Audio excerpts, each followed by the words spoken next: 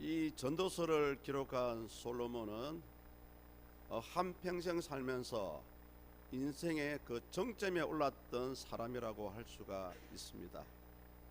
솔로몬보다 더 부귀와 영화를 누린 사람이 없었다고 볼 수가 있죠. 그러나 그 내면에 보면 솔로몬이 이렇게 많은 영화와 부귀를 누릴 수 있었던 것은 결국은 하나님께서 주셨기 때문입니다. 하나님께서 허락해 주셨기 때문에 가능합니다. 이 전도서는 말년에 기록했기 때문에 솔로몬은 인생이 허무하다, 헛되다 이런 얘기를 합니다. 그러나 이 전도서를 자세히 들여다보면 비록 사람의 인생이 힘들고 어렵고 헛되다고 볼 수는 있지만 결국은 그 가운데서도 이런 어려움을 극복할 수 있는 길이 있다는 것을, 가능성이 있다는 것을 얘기하고 있습니다. 오늘 우리가 읽었던 이 전도서 3장이 그런 얘기를 합니다. 때라는 시간을 통해서 이 때를 다른 말로 하면 시간 또는 기회라고 합니다. 기회. 사람이 열심히 일할 때가 있고요, 또 열심히 공부해야 될 때가 있습니다. 또 열심히 하나님을 섬겨야 할 때가 있고요, 또 때로는 나에게 주신 은혜와 부귀 영화를 통해서 이웃을 돌아보는 그런 시간도 필요합니다. 그만큼 이 때와 시간이 중요한데요, 더 중요한 것은 뭘까요? 늘 때와 기회가, 시간이 우리에게 주어져 있지 않다는 사실입니다. 오늘 많은 분들이 살아가시면서 물론 열심히 잘 살아갔습니다.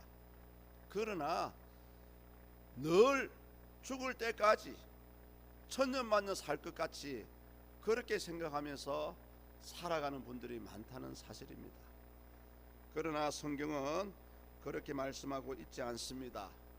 사람이 날 때가 있으면 죽을 때가 있고, 물질이 풍요할 때가 있으면 때로는 그 물질이 사라질 때도 있고, 몸이 건강할지라도 때가 되면 나도 모르는 사이에 질병에 걸려서 죽을 수도 있다는 사실입니다.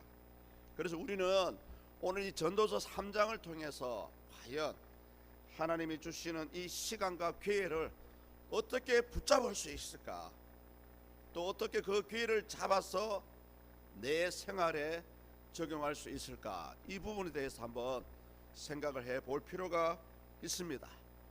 제가 1절로 8절까지 성경을 읽어드렸지만 계속해서 하는 말이 때가 있다는 얘기를 합니다. 때가 있다. 1절을 보십시오. 범사에 기한이 있고 천하 만사가 다 때가 있나니. 이 말씀은 뭐냐면 하나님의 섭리에 따라서 때와 시간과 기회가 주어진다는 말씀입니다. 특히 이 범사라는 단어를 사용했는데요, 이 범사라는 이 단어 속에는 세상사 모든 것들이 하나님의 손 아래에 있다, 하나님의 주권 속에 있다라는 사실을 말씀하고 있는 그런 의미로 사용된 단어입니다. 이것을 우리는 하나님의 섭리이다라고 얘기하죠. 자, 그렇다면 하나님의 섭리를 우리는 어떻게 이해해야 될까요? 하나님의 섭리는 갑자기 우연히 저절로 되는 것은 하나도 없습니다.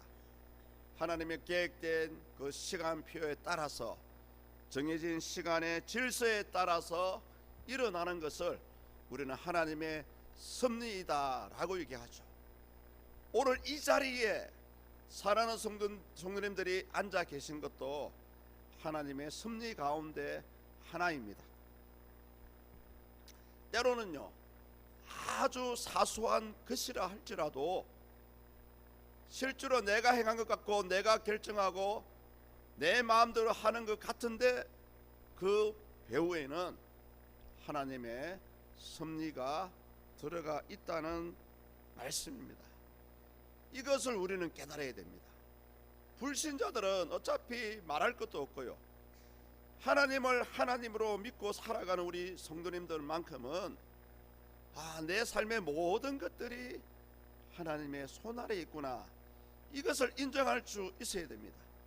너는 범사의 그를 인정하라, 그리하면 내 길을 지도하시리라. 이 말씀이 단순히 우리에게 듣기 좋은 말이 아닙니다.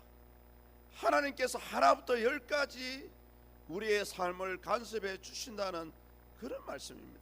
물론 우리가 살다 보면은 돈을 크게 벌어서 재물에 풍족할 수도 있고 때로는 몸이 아플 수도 있습니다. 그러나 그 역시 넓게 보면 하나님의 섭리 가운데 있는 한 과정이라고 할 수가 있습니다. 그래서 우리는 이 하나님의 섭리를 먼저 인정할 수 있어야 됩니다.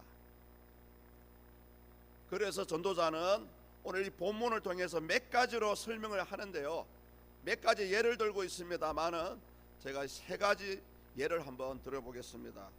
우리 다 같이 한번 2절을 함께 읽습니다. 2절 시작. 날 때가 있고 죽을 때가 있으며 심을 때가 있고 심은 것을 뽑을 때가 있으며. 아멘.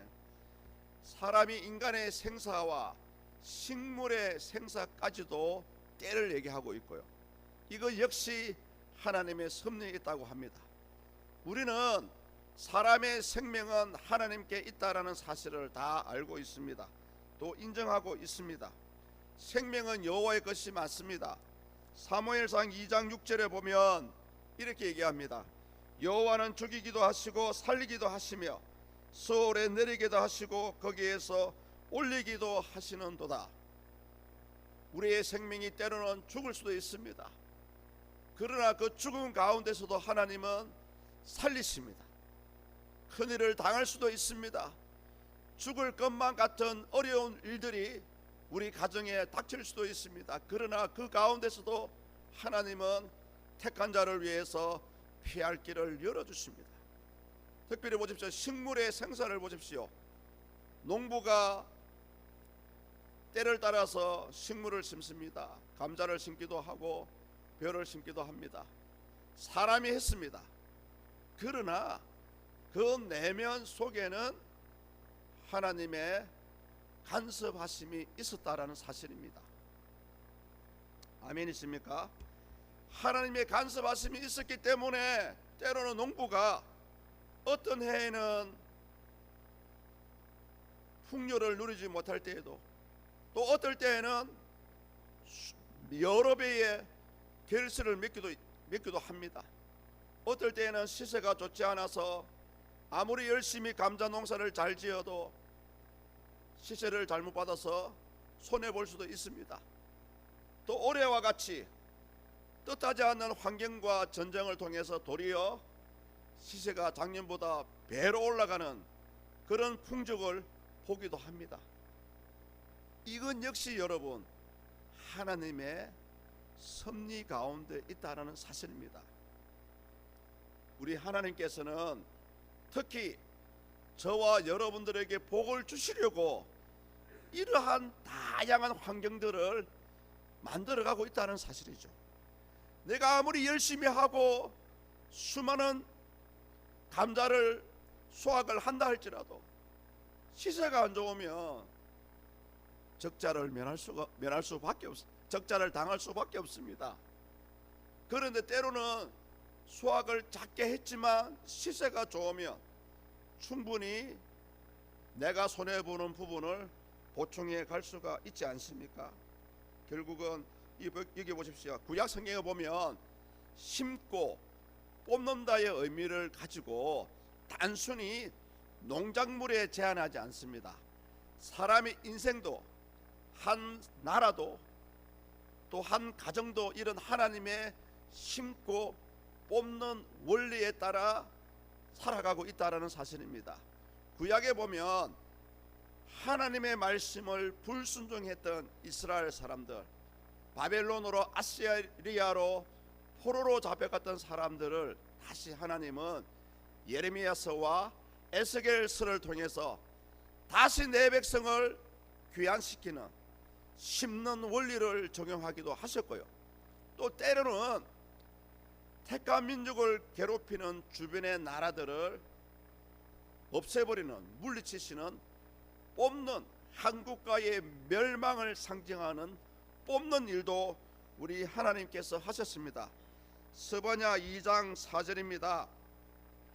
가사는 버림을 당하며 아스글론은 폐허가 되며 아스돗은 대낮에 쫓겨나며 에그론은 뽑히리라. 이것이 무엇을 상징합니까? 우리 하나님께서는 한 나라도 살리기도 하고 죽일 수도 있다라는 사실을 우리에게 보여주십니다. 그래서 우리 하나님은 이 온 우주 만물을 창조하신 것으로 끝나지 않고요, 지금도 당신의 손으로 이 온 우주 만물을 다스리고 있습니다. 그러면서 3절에 보시면 인간이 살아가면서 생길 수 있는 여러 가지 일들을 하나님의 손에 의해서 이루어지고 있다고 말씀하고 있죠. 3절을 보십시오. 죽일 때가 있고 치료할 때가 있으며 헐 때가 있고 세울 때가 있으며. 전쟁을 예를 들어 보겠습니다. 전쟁은 한 나라의 이익을 위해서 전쟁을 일으키기도 하고요, 또 그 전쟁을 일으키는 사람이 권력자들이지 않습니까? 이 전쟁으로 인해서 지금도 죄 없고 힘 없는 여자와 아이와 일반 사람들이 죽기도 합니다. 그러나 여러분, 우리는 알아야 됩니다. 이건 역시 하나님의 손 아래에 있다라는 사실입니다.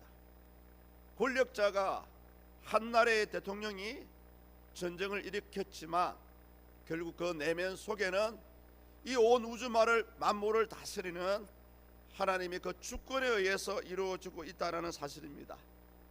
우리 사람으로 봤을 때 우리 질병에 대해서 한번 얘기해 볼까요? 모두가 건강하기를 원합니다. 또 건강해야 됩니다.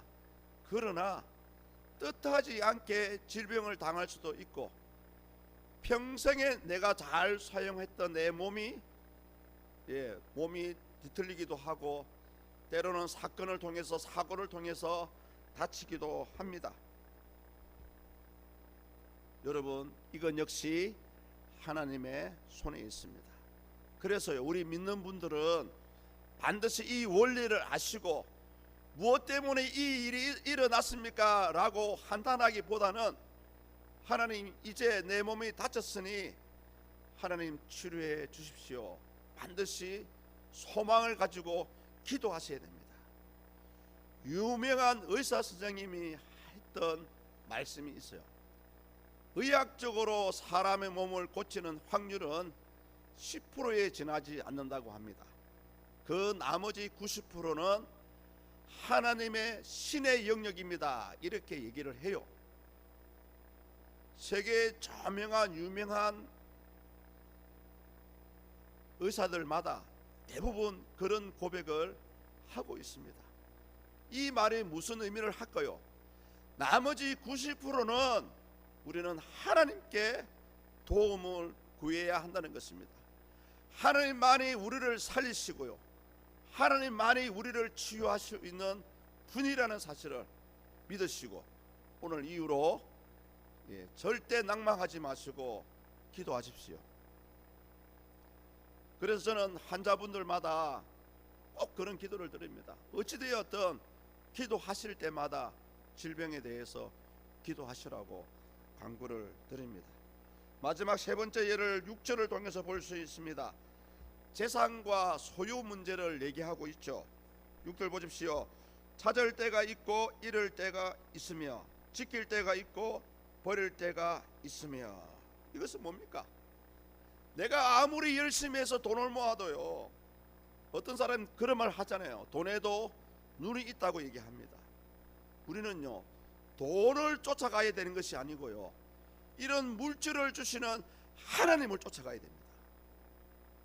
그래서 세상 사람들도요, 돈만 쫓아가면 돈이 도망간다 그래요.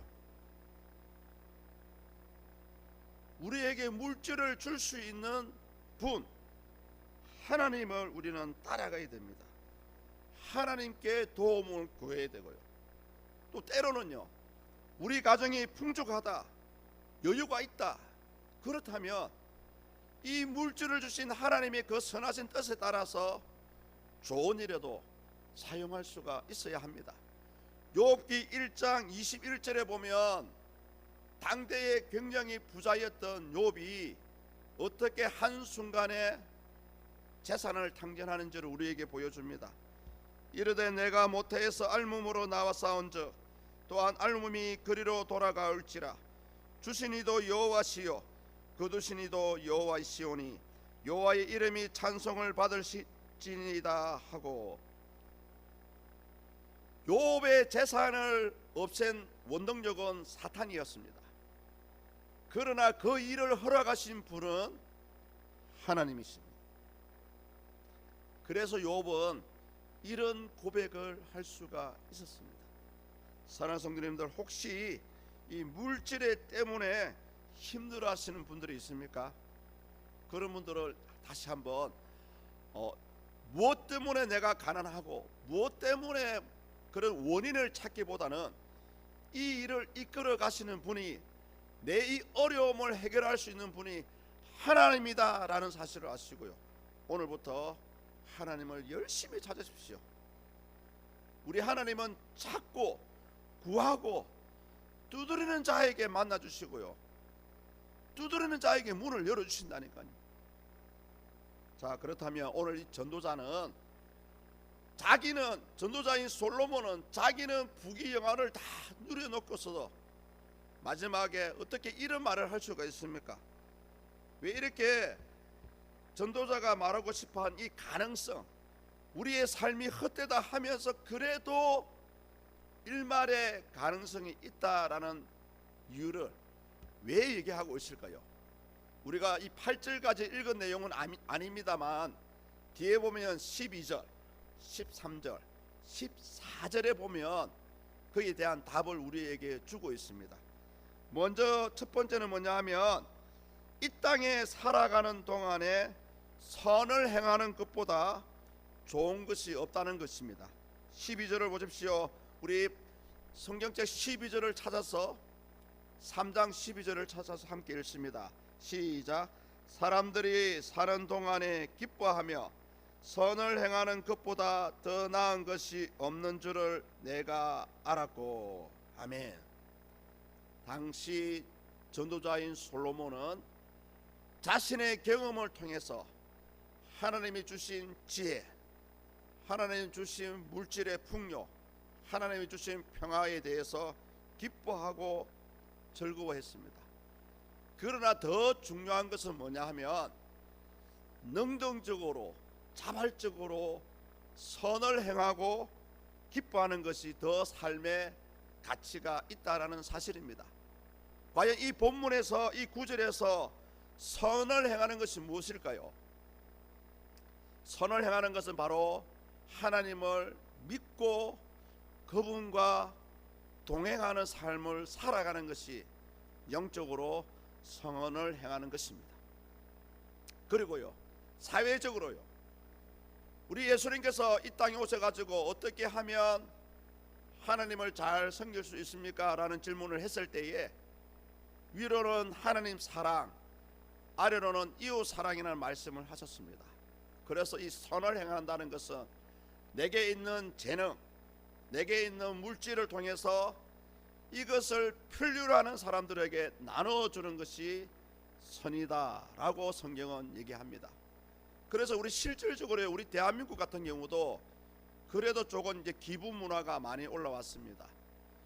기부를 많이 하는 종교를 따져보니 우리 기독교가 1번이었고요, 그 다음으로 가톨릭, 그 다음으로 불교, 이런 통계가 나와 있습니다. 그런데 매스컴에서는 안타깝게도 가톨릭이나 불교에서 좋은 일을 하면은 막 광고를 띄워주고 선전을 해요. 그런데 우리 기독교인들이, 우리 교회가 선한 일을 하면 방송에 잘 안 나와요. 왜 그럴까요? 오른손이 하는 일을 왼손이 모르게 하라.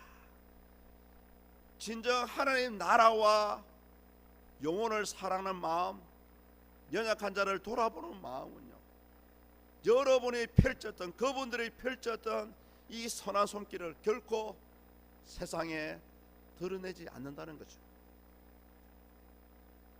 두 번째 이유는 뭘까요? 내가 먹고 마시고 즐거움을 누리는 모든 것이 하나님의 선물이라는 사실입니다. 13절 보십시오. 사람마다 먹고 마시는 것과 수고함으로 낙을 누리는 그것이 하나님의 선물인 줄도 또한 알았도다. 전도자는요, 자기가 지혜가 있고 부귀영화를 누릴 수 있었던 것이 그래도 하나님 때문이었다라는 사실을 고백을 하고 있습니다. 여기 계신 우리 성도님들은 어떻습니까? 현재 여러분의 잘된 것이 하나님의 도우심이라고 인정하시나요? 예, 이것을 인정할 수 있어야 된다는 것입니다. 내가 먹고 마시고 즐거움, 한마디로 만족하는 것을 얘기하죠. 이 땅에 살아가는 사람치고 만족하며 살아가는 사람들은 많이 있지 않습니다. 그러나 여러분, 이제 만족할 수 있는 비결을 말씀드리겠습니다. 하나님이 저와 여러분들을 이끌고자 하는 그 순리가 있습니다. 우리 학당교회를 통해서 하고자 하시는 선하신 일이 있습니다. 또 여러분의 가정을 통해서 하나님께서 하고자 하시는 계획이 있습니다. 그 계획에 순응하면서 순종하면서 살아가는 것이, 살아갈 때에 하나님은 당신의 살아계심을 우리에게 보여주고 있습니다. 어쩌면요, 예수님 믿지 않고 살아가는 사람들의 모습은 마치 불을 향해 날아가는 불나방과 같이 죽음을 향해서 날아가는 그런 모습과 같습니다. 그래서 사랑하는 성도님, 현재 나에게 주어진 것이 충분하다면 그것으로 하나님께 감사할 수 있어야 됩니다. 그리고 혹여 나에게 부족한 것이 있다면 이제는 하나님께 믿고 구하십시오. 구하라 주실 것이요, 찾아라 찾아낼 것이요, 문을 두드리라 그리하면 열 것이는. 하나님의 이 비결이 여기 있는데 왜 구하지 않습니까? 왜 찾지 않습니까? 마지막입니다. 마지막 14절을 보시면 결국 우리가 잘되고 우리 교회가 잘되고 우리 가정이 잘되는 이유는 이것을 통해서 하나님을 경외하게 하려 하시기 때문입니다. 마지막 14절입니다. 함께 읽습니다. 시작. 하나님께서 행하시는 모든 것은 영원히 있을 것이라.